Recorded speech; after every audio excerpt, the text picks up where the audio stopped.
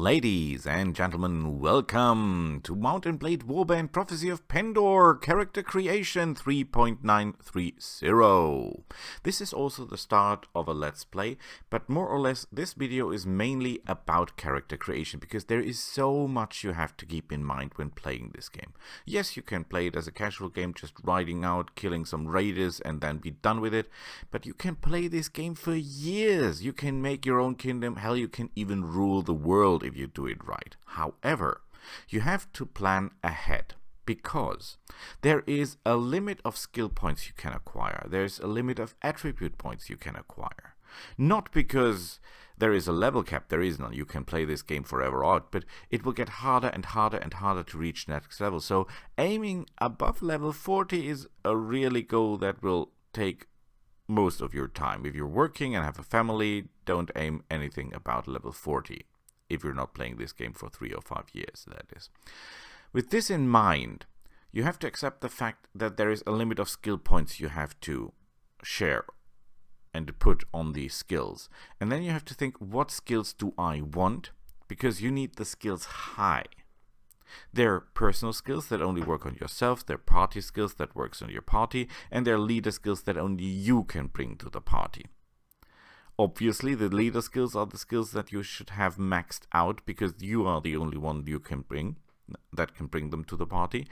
The party skills, you're getting a bonus from your own skills to the skill if someone else has it. So for example, if you have 5 points in looting and another person in the team has 10 points in looting, then the total will be the 10 points of the person that in your party that has the skill plus 2 points bonus for you having 5. If you have 8 or 9, it's plus 3. If you have 10, it's plus 4. So the maximum skill points you have in a skill is 14. For a party skill, for a leadership skill, it's always 10, and for personal skills, always 10. With that in mind, why do you need 14? Because the party skills that you can get 14 in are skills that keep your troops alive. For example, first aid, surgery, and wound treatment. They also make your coin, like trade and looting. And as you're aiming, if you're playing this on the long run, normally to have a kingdom, you need coin. And you need to keep your troops alive. And you have to train your troops. And all that in mind, party skills is what should be 14 in the end. Now, another thing you have to consider is that there are things that can increase your skills without putting points into them. They're books and they're achievements. And the total cap is still 10. So, for example, if you have 10 points in wound treatment and you get the book of wound treatment, then you still have 10. You've wasted 1 point, so never put wound treatment above 9. Same goes for trainer, for example. There are 5 points of trainer skill that are in the game by achievement and books. What is an achievement? An achievement, for example, is killing 200 and fighting 250 battles. That's an achievement. There are several achievements. Look them up in the Mount & Blade Wikipedia, then you know what there is. But mainly, if you put your training skill higher than 5, you're wasting points. Why is that so important not to waste points? I'm emphasis so far much on that, but there is a reason. You need about 130 skill points in total to have all your leadership skills and all your party skills maxed out to be the optimal king for your kingdom. If you just want to become a fighter, that's alright, but please keep in mind that there's things in this game, as this is not the normal mode in play. This is Prophecy of Pendor. There are some creatures or persons that their skills will always exceed yours. There's no way you can beat them. Well, there is a way you can beat them. Either you are incredible in skill, 4-year-old South Korean with reactions far beyond that of light, which is not what I have, or you have your own tips and tricks how to do it. For example, kill over 990 mountain bandits single-handedly alone without an army. That is something I can do. And I have done, and you can watch my old videos. There is a way to do that, but it's very time consuming. And it needs a lot of skill and luck. But besides that, you're aiming normally to be a king, and that means you will have to have all the party skills and all the leader skills maxed out, and that's 130 skill points at least. And then you have no riding included, no power draw included, no power strike included, no shield included, no points in your actual combat skills. And don't expect your army to do all the work. You will just, especially in the start, to work a lot for yourselves. So now I've talked a lot. In theory, let's go to practice. One thing first, I'm playing this in the highest possible difficulty level, of course, and yes, later in the game there will be a lot of riding in circle and shooting arrows and bolts. But why and how, later to that. Let's go into the game. When you're creating the game, you can choose between male, female, and pretty female, it was later called. This is important because for marriage, who you can marry, and what attributes you get. You're not getting any skills at this point, it's just attributes. There is a standard or basic attribute points that you get, and then you get a modifier for being male or female. Then you have to choose between this. Most people take noble because you get a bonus to reputation and honor. I normally took a merchant ship captain because you're getting good skills. You're getting a lot of coin, 3,000 coins, and that in the start is extremely helpful. But what I would recommend for you is to take a respectable physician. Why? Because you're getting a ton load of skill points with this, and it's not a single skill point wasted. What do I mean by wasted? For example, if you want to have looting very high, you can take rough and mysterious figure, and then you will start a character with a looting skill of 7. Remember that 10 is max. So that's pretty cool. And as you're alone, you will give the bonus of having 7 to yourself. So you're actually not starting with 7, you're starting with 9, because 7 plus 2 from the highest party skill, which is your own. So you will have a looting skill of 9. That means 90% more loot for every fight. Impressive. However, if you take rough and mysterious figure, you will also get skill points in power throw. Yeah, that's useful like in... Wait, what? No, in an arena fight, for example, it might be useful. And if you're skilled enough to use throwing weapons like axes and javelins, this might come in handy, although I don't think so, because that is very limited in ammunition. Normally, you have not a lot of javelins with you, and yeah, not my preferred weapon. A lot of damage, yes. Very shield breaking, yes, but no. Respectable physician gives you 16 skill points, and not a single one of them is wasted. And you get a book on top, which is not bad. Here, you can take the noble again if you want to make a quick and strong fighter. You can take the merchant to get a lot of gold in the start. You could take Lantefet yourself because you want a lot of looting, but I would recommend the craftsman because, again, the highest number of skill points and none is wasted. Now this one here, the last one, or nearly the last one, is a bit hard because if you want the maximum skill points with nothing wasted, it's engineer and builder. However, there is a mechanic on top on character creation, and that is rumors. Rumors ranges, your scale ranges from 7 to 4, the higher the worst. So if you have a rumor skill of 7, that skill is not shown, by the way. It's just that you know it or you don't know it. If it's 7, you're getting less often, less reliable rumors about treasures and hideouts and that kind of stuff. And if you've got 4, it's the best, then you get them on a higher more regular and more reliable. And the bard has the highest point. This rumor is set. You can get this rumor skill from the choices before, but only one of them counts, and it's always the last that you pick that has a rumor skill. For example, the physician has no rumor skill, so the bard has 4. So in the last pick, we should pick the bard, although we're not getting the highest skill points for that. But the bard will get a loot, which is a skill in the a shield in the beginning that has no skill attached to it. Normally you need skill points to use most shields. The loot can be used without a shield. You can make some money with the loot, although that is neglectable low. But you get a very good rumor skill, and not a single skill point is wasted. So we take the bard for the loot. Not that good, but okay. for the skill points, which is of course good because we're wasting nothing, bad because we could get more with engineer and builder, and because of the rumor skill.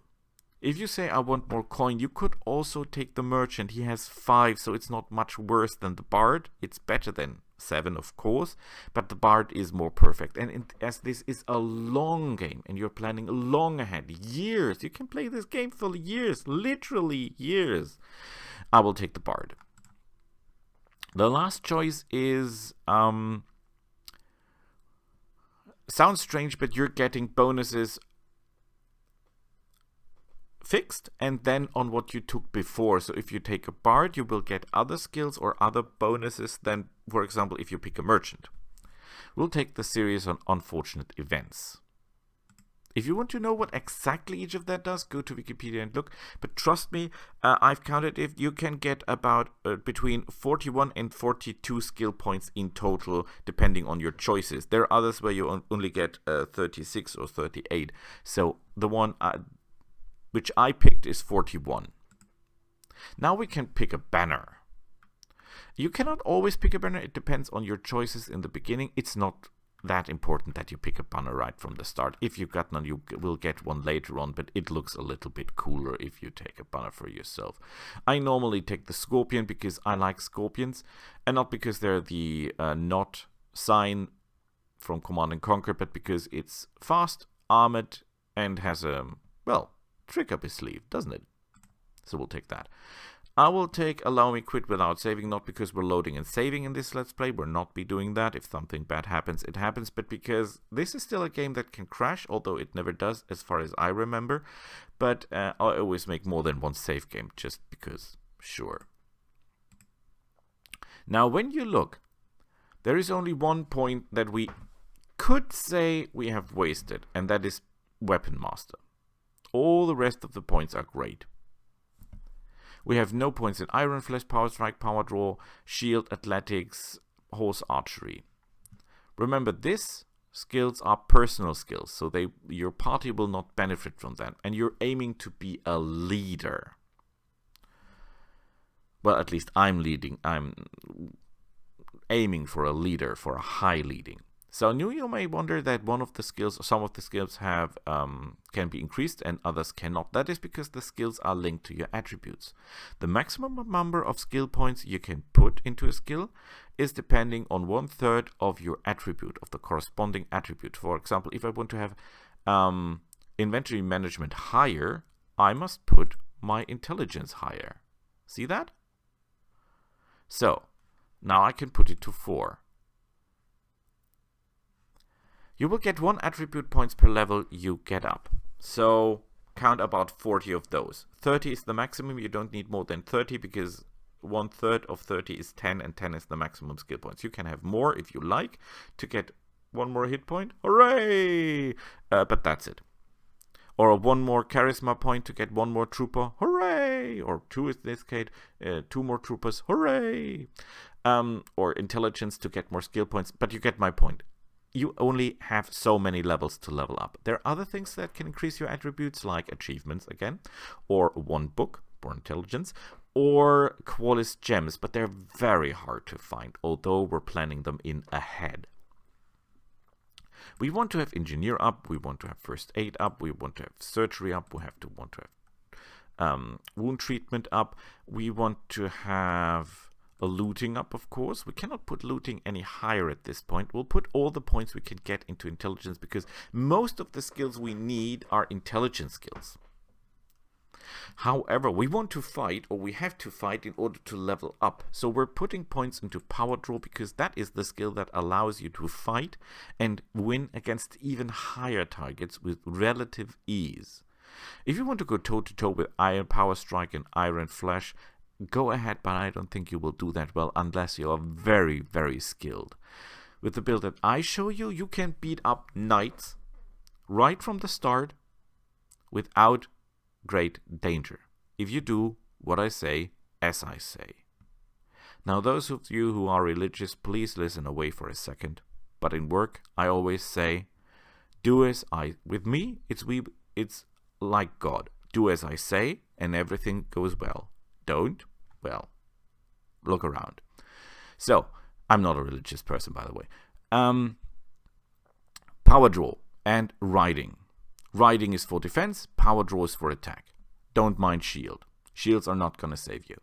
Shields are great, yes, but when push comes to shove, riding is the king. The horse will save you, not the shield. Horse archery is nice, but there is several caps to that, so don't build a lot of horse archery.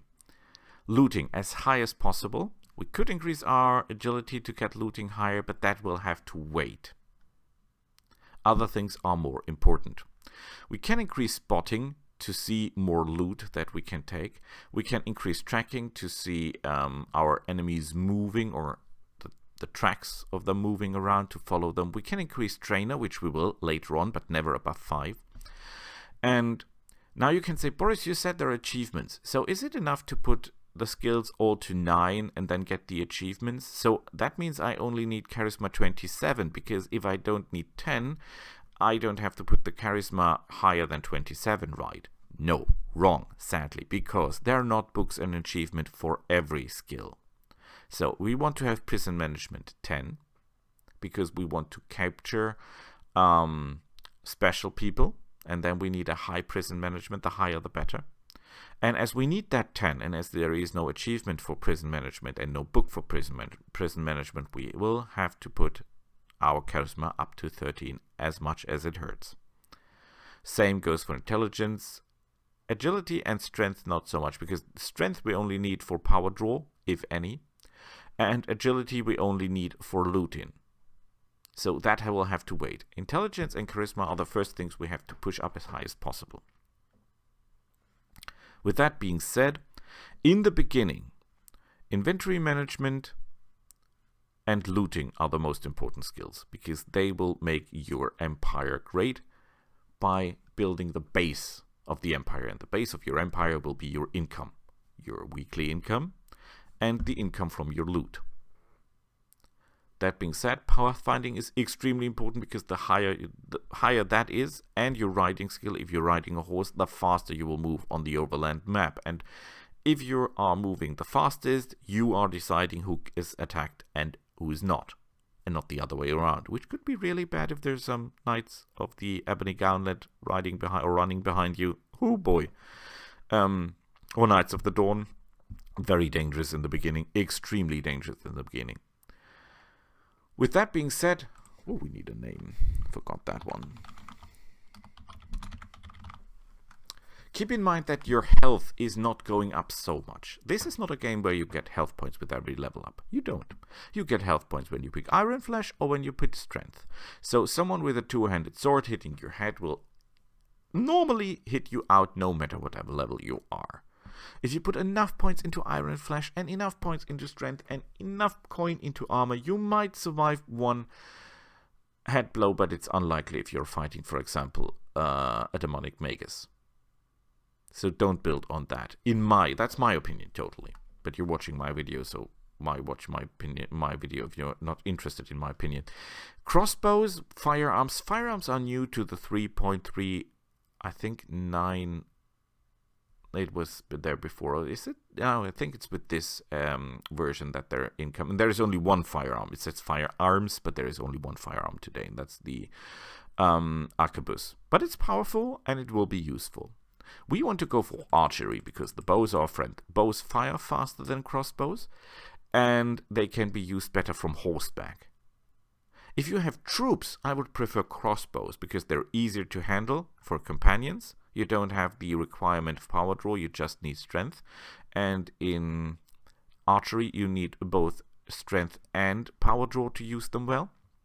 And your troops use up the arrows extremely fast, not so much with the crossbows, so you have a higher efficiency. Every trooper only carries a certain number of ammunition with himself. And if he's not absolutely highly Noldor level trained, he will never do as much damage with his bows than he can do with his crossbows, because both, for example, have 30 shots, and you can do more damage with 30 crossbow bolts than with 30 arrows, unless you're a Noldor, of course. But that's a different story. We'll have to train crossbow up to get a special crossbow later on for our Knight Order, but I'm going out of myself. This is just character creation. So we'll put all our points into archery because that is what we'll be fighting with. We could put some points into horse archery, but remember, don't waste points. So far we have wasted on personal skills. 3 in power draw, 1 in weapon master, 3 in riding. That's it. Now we could put trainer up, but we're not training people in the beginning, so we'll put them into spotting to find more good loot. In loot, I mean people that we can rob and kill. Tactics, not important in the beginning. Tracking, not that important in the beginning, unless you really want to track someone down. Trainer, not important in the beginning. Looting, very important in the beginning. If you have any questions to the skills and how they work, just ask. But what I can tell you is that, remember, the party skills, you can say, oh, I will have someone in my party who will provide us with the first 8, 10. Yes, you can. But remember, if you've got 10 and he's got 10, then your total will be 14 and not only 10. And that means a lot more hit points. And a lot less dead people with surgery. And a lot more hit points healed during battles with wound treatment. And will mean 40% more loot after a fight. You get my point. That is very important. Very, very, very important. So, with that being done, we have our intelligence, we have agility, we have charisma. We're putting everything into intelligence to get our intelligence skills at as high as possible, because the charisma skills, trade is important, yes, but it's only 5%. We'll have it higher later on, but in the beginning that is not that important. Leadership will have no army in the beginning. Prison management will not make that many prisoners in the beginning. Persuasion will not going to persuade anyone in the beginning. Engineer, most people say, who needs engineers? Oh boy, have you ever made a siege? The engineer not only determines when you have a castle later on how much time it will take to build something. That is mainly, if not always, determined by the person you make the chief of the castle for you to control it. Engineer is coming to effect when you're doing siege and you build a siege leather and you build a siege tower. And trust me, waiting 2 days to have your siege tower done while enemy armies are arriving in your back is a very bad thing to happen. Have engineer as high as possible, because then you can build a siege tower in 6 hours and a siege leather in 1 hour if need be. And need is always be in war. Time is victory. Well, first aid, surgery, and wound treatment, I always said that keeps you alive. In the beginning, you will not have a party for healing. And you will not have people for surgery. Your companions are not invulnerable, but indiable. They can only get knocked unconscious. So do you. Wound treatment is what you need, because you will heal on the overland map, and first aid is between battles. So wound treatment should be high. But we do that with the book because we've taken the physician in the beginning. Inventory management, extremely important, because we will get a lot of loot and we will all want to carry it all to the trader. We don't want to leave anything behind because we cannot carry it. And the more inventory management you have, the more you can carry. Spotting, I already said. See your enemies and decide want to fight them, don't want to fight them. It simply gives you a better chance of finding suitable enemies. Pathfinding is catching those enemies in time before they get away or they get to their friends, and then you're suddenly fighting 40 raiders instead of just 10. Tactics, not so much in the beginning, because you will always be alone. This can determine how many enemies are on the battlefield and how many of your troops. Tracking, every army leaves tracks. The small ones, from 1 person to 400%, they will leave tracks and you can follow them. And the higher your tracking skill is, the better you can follow them and you can determine what it is. And it is a lot, making a lot of a difference if you're following 50 raiders or 52 raiders, because that is a difference that will, well, pierce your mind and belly and horse. Trust me on that one. Trainer, never higher than 5, please. Looting as high as possible, please. Horse archery, not more than 4, because then the the skill will not differ that or will not affect that much more. Riding as high as possible, because it does not only affect your riding skill in battle, it also affects your riding skill on the map. And again, movement equals life, because if they catch you on the overland map with 12 Knights of the Dawn in the beginning, well, you're dead. Athletics, yeah. Arena fighting and sieges, maybe. And if you're fighting on foot, I try to avoid that. Shield can make you quite resistant if you have a big shield and know how to use it. Weapon Master. Now, Weapon Master is... the problem with Weapon Master is if you put your Weapon Master high, you will increase your prophecies, your weapon prophecies faster. And you can put points into your weapon prophecies only if you have the corresponding weapon skill. However, your weapon proficiencies increase with using the skill mainly. You can have Weapon Master 1, which limits your maximum points you can put into a skill from leveling up to 60, but you can have Archery 400 even with Weapon Master 1, if you just shoot enough arrows in the game, and we'll definitely do that, so we don't need Weapon Master.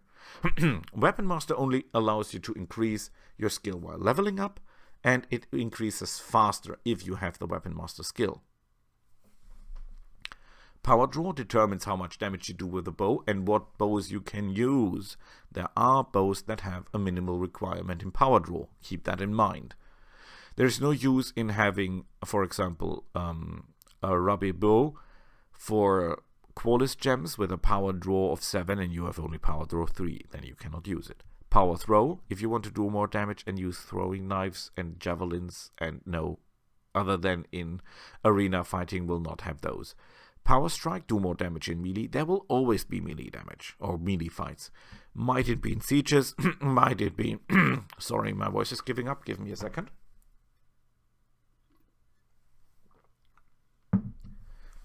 In the tavern fighting. Power strike is always useful. I'm not putting points into this, but always useful. And Iron Flash, you're getting 2 hit points per point you put into it. I told you how rare these points are. Boy, I would not do that. With that being said, are there any more questions to the attributes and skill stuff? In total, you need about 130 skill points to put all your leadership and party skills up to 10. Deducting the points you get from achievement and books, it's a little bit less, but not that much. You can get about 42 points from character creation, as you can see. So you're stuck with needing 90 points to get everything to 10 from leveling up. You can put 10 points into intelligence, so that means 60 points missing. You can, let's say you get level 40, so 40 points from that, because you get 1 skill point per level, leaves you with 20 missing. Yeah, that's how life is. Maybe you get lucky, find more Qualis gems, can put them into intelligence, get some extra skill points from there. Get all the achievements, get some extra skill points from here, but always look before you put a skill to 8, 9 or 10. Are there achievements to increase it? Are there books to increase it? Because if you increase skills above that and then you find the book or get the achievement and you have it already on 10, then that's wasted and you cannot afford to waste points. I say trainer again because trainer only has 5 and it's so easy to put trainer skill above 5 and then you have, for example, 7. And then you get the books and the achievement and you say, oh no, I wasted the points. Why did I do that? No, you don't, because Boris told you so. So, why do we need crossbows high? We don't, but we get it from the character creation. And we'll get this to 350 to get the special crossbow. Not to use it ourselves, but to give it to our Knight Order. What is a Knight Order? We'll talk about that later. To our face, I'm not interested in my face. There are people in Fallout in all the games that make hours with this. I don't even see my face in the game very often, if at all, so I the hell don't care. Now, where do we start? That is an interesting question. Most people do this for the loot, because in different kingdoms there are different enemies running around that you can kill. You can theoretically engage or meet every kind of target, from the very hefty raiders to the absolutely easy to kill looters in every area, but there are likenesses of engaging certain enemies in certain areas, so that is what you normally do. We, however, will start in Ravenstein because we want to get our first gem fast, and then we'll go into the area of the Fittest Vein to get the better loot. That's why we do this. And the next city where we can get ore, there are 2 Quartz gems that you can acquire relatively easy. The first is really easy, the second is relatively easy, and from that on it gets very hard. And you need Quartz gems for almost all the cool stuff you want to do, and they're very, very rare. And by rare, I mean play a month and you will not find one, guaranteed. Except for the start, there is one that you can get right from the start, and we'll need that. You can do different stuff with that, but that's an episode of itself. So we go to Ravenstein. And here we are. Look at the map. Our first goal will be Rain, and then we'll go into Yavixholm and further south. But that will be a story of another day. What comes from character creation will be your loot. You can see that we have a book, plus 1 wound treatment. We have our loot, which is a shield with a very bad resistance. Well, that is shield. I will talk about shields later in another episode, but we have a shield. We have horses, which is very important. We have a spare crossbow. Who needs that? Our crossbow is pretty good. We'll have something to eat and some extra armor that we actually don't need. But, well, and we have 1,810 coin. Could be worse. So, with that being said, our skills are looting 3 plus 1 is 4. It's not the best, but as you can see, the other skills are pretty okay-ish. So, thanks for watching this first episode. I hope you liked it. I hope you learned something from it. If there are any questions, feel free to ask. I will be glad to show and tell you. Until next time, bye!